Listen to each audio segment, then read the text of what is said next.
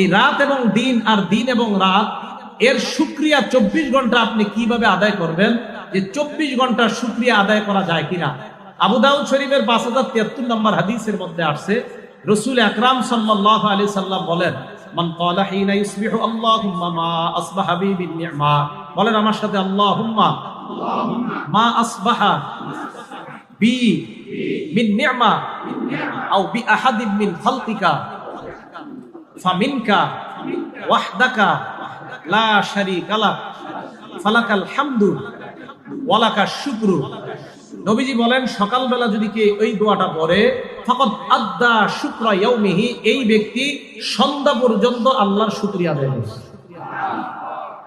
এখন নবীজি বলেন, ওয়ামান ক্বালা মিসলা যালিকা হিনা ইউসি, কেউ যদি রাতের বেলা এই দোয়াটা পড়ে, রাতের বেলা কিভাবে পড়বেন, এইভাবে, আল্লাহুম্মা মা আমসা বি বিন নি'মা আও বি আহাদিন মিন খালকি, শুধু আসবাহার জায়গায় আমসা লাগায়া দিবেন রাতের বেলা, আল্লাহুম্মা মা আমসা বি বিন নি'মা আও বি আহাদিন মিন খালকি ফামিনকা ওয়াহদাকা লা শারীকা লাক ফালাকাল হামদু ওয়া লাকাশ শুকরু। কেউ যদি সন্ধ্যায় এই দোয়াটা পড়ে,